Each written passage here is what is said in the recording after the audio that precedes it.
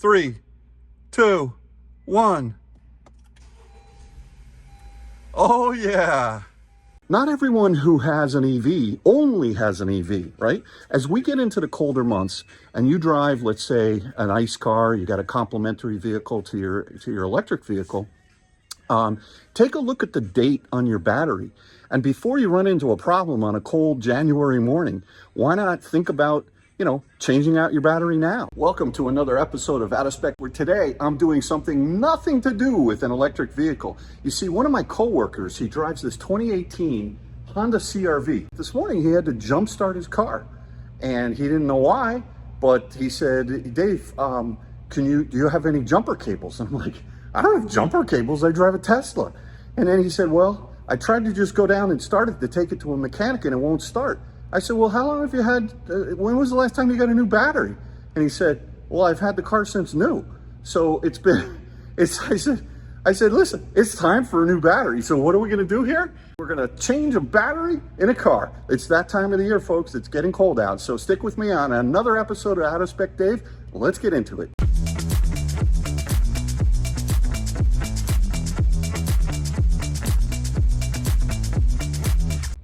So here's the culprit, an old 12-volt battery. And where it used to live was down in there. I got all these tools, pulled the battery out, and now what I need to do is I need to go get my car, because this one doesn't run. It's actually a really nice Honda. And I've got the battery prepaid. I'm gonna go pick that up with my Tesla, and then I'm gonna turn this one back in.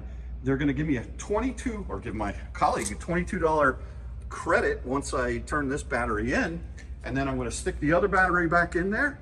And I don't know, maybe you should comment below how much I should charge my buddy for this service. I mean, this is going above and beyond. I don't know, someone's got to do it though. So as I'm about to get into my ride, which definitely has a battery in here, 100 kilowatt hour battery, but one of the little known facts, or maybe not little known, but a lot of people don't realize that electric vehicles also have 12-volt batteries in them, and they can fail from time to time. As a matter of fact, I made a video about my IONIQ 5. I went out to it one morning and the car was completely dead.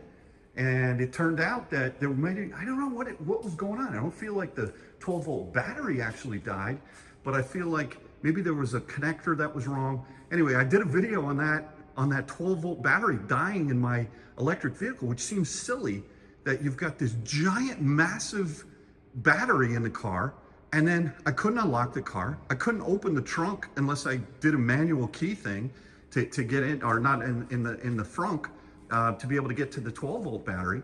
But everyone should know that electric vehicles also have 12-volt batteries. There should be software that powers from the main battery and keeps the 12-volt battery, alive. But sometimes that goes wrong, and a lot of people have been having problems, specifically with some of the Hyundai products. It's time to hop in the car. I got to go get the battery that's upstairs where my buddy's car is, and then we're going to go over to Advanced Auto Parts. I've got the new battery already paid for. We'll pick that up, bring it back, put it in, and hopefully we'll turn on the ignition on the ICE car. After 4 years, it's time for a new battery. You gotta love it. Tesla to the rescue. There we have it right there. I do not have jumper cables, but I have a car that can get me to the auto parts store. So let's head on over there. So here we are inside of Advanced Auto Parts. This is actually the store where I bought my jack to lift up my Tesla, and also the torque wrench the other day. And these folks are really good here in Stanford. So I'm going to be returning the 12-volt battery that has died in my buddy's CRV, and picking up a brand new diehard. They have 3 different levels of 12-volt batteries. I'm getting the Platinum, which has the most crank hours in the cold. What's also interesting is it has a 4-year warranty versus the AGMs, which only have a 3-year warranty. And the AGMs, I've had those for years in boats, and I know on a lot of expensive cars you've got to get the AGM batteries, but I'm not going to be buying the AGM. It's just regular lead acid battery, 12 volt. But one of the reasons I'm making this video here today is because not everyone who has an EV only has an EV, right? As we get into the colder months and you drive, let's say, an ICE car, you got a complementary vehicle to your electric vehicle, take a look at the date on your battery. And before you run into a problem on a cold January morning, why not think about, changing out your battery now? It's just an out-of-spec Dave public service announcement for you. The other thing to keep in mind is that as we get into colder weather, the one common denominator that always happens this time of the year is all of a sudden your TPMS, your tire pressure monitoring sensors, start telling you that your tire pressures are low. Why? Because as it gets colder out, air compresses, air gets more dense, and it flips off the TPMS sensors, and then you get these red lights in your car. Some people say, nitrogen is a better thing to put in there because it doesn't have as much, let's say, a widest range of how dense the air is versus regular air. But I wouldn't pay $30 for it. I would just go to the air pumps, to the air station, and they call them, not the gas station, but the air station, and put some air in your tires once a year, and you should be set. So anyway, let's get this transaction going here. One of the things is you get a 15% off coupon at Advanced Auto Parts. I noticed this morning, but when I went to put in the coupon code, for whatever reason, the transaction bugged out, and then I had to redo it. And then when I went to put it in again, it said I've already used the coupon code. So listen, this battery is $230, so I got to get at least 15% off on, for my buddy. So I'm going to work that at the counter here. All right, so I've got the battery. Where is it? Oh man, this thing's heavy. I got the battery, and it's interesting. They were only supposed to charge $5 as a charge for you to bring back what they call the core battery. But what ended up happening was they charged $22, and which is fine. That's okay, because they just gave it back to him on his credit card. But the thing is, the 15% off coupon, they couldn't do anything about it in here. They said that we'll just have to call customer service, and then they'll take 15% off the sale, because I guess there's separate divisions online versus in-store type of pickup. So look, we've got the battery, we've got the merchandise, as they say. Let's go back to the office, install this thing, start it up, and then I need to get some lunch because I'm getting hungry with all this manual labor.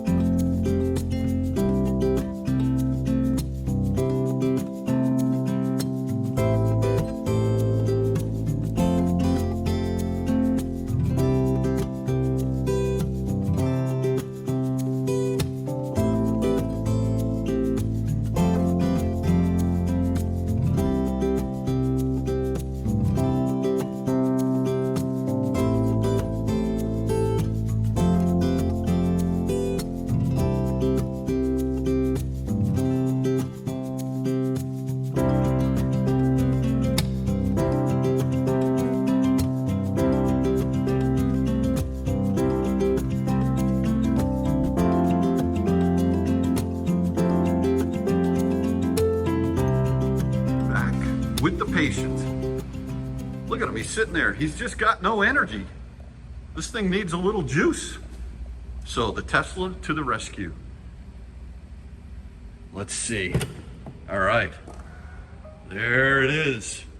There it is. All right, let's bring this over. And we're gonna pop it in to the Honda. When I was in college, I had a Honda Accord. My dad bought it for me. It had 78,000 miles on it. And I remember when it hit 100,000 miles, and it was awesome. We threw a huge party. We sold tickets, I think. I think it was a profit deal. There it is. All right, here we go.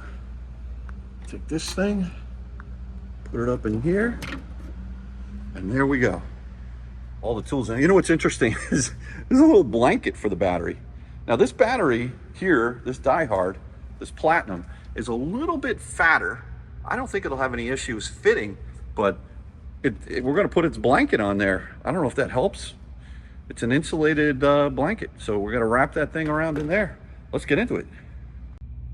And of course, what's a repair job without a minor issue? You can see that I can't quite get the negative terminal on there and fitted, because this wire right here it's kind of hard to see, but it's pinched by the battery. Not pinched, but I need a little bit of leeway. So I gotta actually open this back up, unscrew this, and then bring it up, and then I'll be able to get the negative terminal on there. I have to admit, I'm sweating a little bit here, just a little. All right, so it's all hooked up. The bracket is tight. We got the negative to the negative, the positive to the positive. Yes, I did check that. We're gonna take the extra parts. We're gonna put those off to the side, throw these on eBay, maybe make a few bucks. Just kidding. And let's see. We'll put those over there. All right. Pack up the tools. Or maybe not pack them up, because you never know. See, if I put away the tools, then the truck won't start, or the car won't start. But if I leave the tools out, then I think she will start. So let's see. All right, the time is now. We're gonna push this button right here. Let's see what happens. 3, 2, 1. Oh yeah. We're all good. Mission accomplished. All set. It works. It's a wrap. It's a success. The Honda CRV has come back to life, and I can't wait to get upstairs and tell my buddy that his car now works. He doesn't have to call a mechanic. All he's got to do is call Out of Spec Dave, right? So all kidding aside, if you do have an ICE car sitting in your driveway, check the date on your battery. If it's older than 3 years, you may want to think about replacing it now, before that cold January morning when you're freezing and that sucker won't start over. And take it from me, you won't regret it if you take my advice. Replace your batteries now. Anyway, thanks again for watching another episode of Out of Spec Dave, and we'll catch you on the next one. Have a good one.